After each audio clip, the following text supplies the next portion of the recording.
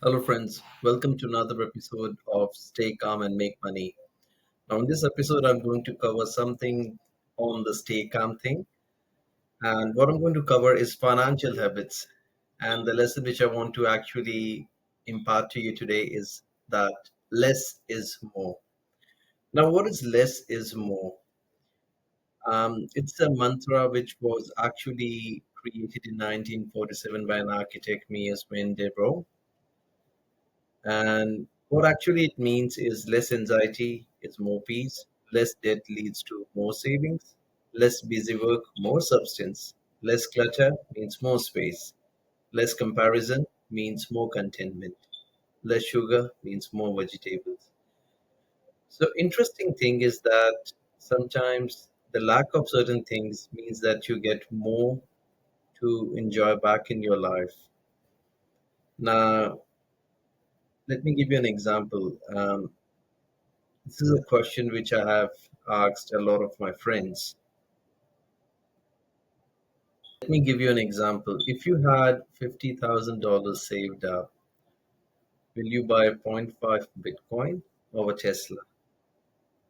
Now, the answer is obvious that buying zero point 0.5 Bitcoin really makes sense because Bitcoin is an appreciating asset. So in 2020, 100 Bitcoins could buy you $1 million house. In 2024, 10 bitcoins could help you buy $1 million house. And let's say after in 2028, probably $1 million house will be worth one Bitcoin. But even after knowing all this information, when it comes to the actual choice, you'll probably end up choosing a Tesla. The reason is the pain of delayed gratification. Now, there's an interesting study done by Stanford University called the Marshmallow Experiment. What happened in this experiment was two kids were given choices.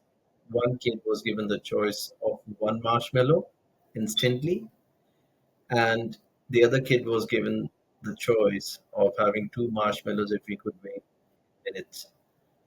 And this experiment was conducted on many kids. And after 30 years, the same kids who chose actually two marshmallows with delayed gratification, they ended up being more successful in life, in better positions, well off financially, while the kids who went for instant gratification, that is having the marshmallow immediately, they they did not do as well in life. So obviously, the lesson what I want to give you here is that sometimes things come with delayed gratification, and if you can do with less, understand that less is more. If you can do with less personal expenses, means you have more money for investments. Interestingly, I asked ChatGPT the same question that whether I should be buying a Tesla car for personal use or should I be investing in a zero point 0.5 Bitcoin with my $50,000. Now, what it said was there are pros with buying a Tesla car. Obviously, sustainability. You're contributing to a greener planet by driving an electric vehicle. There are lower operating costs, and there is a joy of ownership. But the cons are something which I've already highlighted. It's a depreciating asset. The cars will lose value over time, meaning your 50,000 won't grow. Financial opportunity cost, that money could be invested to generate returns instead. That's exactly what I was talking about. That if that money could be invested in appreciating asset like Bitcoin, that could really cement our financial future. And recurring cost, and the pros with buying zero point 0.5 Bitcoin was potential appreciation. It's an appreciating asset. It's a hedge against inflation. It might protect us against currency devaluation. Liquidity, unlike a car, Bitcoin can be easily sold or transferred at any time. This is one of the best part which I really like about Bitcoin, that Bitcoin is one of the assets which really can be sold and bought like within minutes. You can't have an asset like real estate or a car which you can sell off easily. You need to find a buyer. Sometimes you may also need to negotiate on a price. But Bitcoin is one asset which we can really save in even in a small USB, and you can get you can sell it at any time you want. Cons: tangible utility. Unlike a Tesla, you can't drive or use Bitcoin in your real life, in your daily life. There's a volatility risk. The prices can fluctuate widely, making it a risky choice, and there is no immediate benefit. And that's exactly what I was talking about, that there is no immediate benefit by buying a Bitcoin because Bitcoin won't give you any instant gratification. Now, to sum it up, I put all those information on a slide. So less is more, so less expenses means more money to invest. Simple ways you can tackle this idea is with, like, destroy your credit card. You don't need a credit card. You're good with a debit card. Credit cards is an instrument invented by banks to put you into perpetual financial slavery. And the best way to actually tackle with debt is take only good debt. Take a debt for buying an appreciating asset. You can take a debt for buying a real estate like a house or maybe Bitcoin. But a bad debt would be taking a debt for buying, let's say, for example, a car, a Tesla.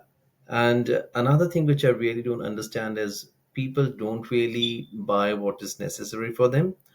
I'll give you an example. I've got a lot of friends who have got like big Costco cards and membership. They go to Costco, they stuff up stuff, they bring it back home because it's coming cheap. 10 cans cost way less compared to one can. They never use it, and at the end of the 6 months, they're probably throwing it away. So just buy stuff what is necessary for you to get by for today instead of planning for long for future. Secondly, I would also say save at least 10% of what you earn. This is something which is also written in a book which I've just written down below. It's a very good read. I would say that everyone should go and have a read of this book. It's called The Richest Man in Babylon. And always save some cash for a rainy day. So, summing it all up, three words, remember that: less is more. Less expenses means more money to invest. Less activities means more time to enjoy your time. Thank you so much. See you on the next one. And please do like, share, and subscribe. And also write something on the comments below on any topic if you would like me to create a video on. Thank you.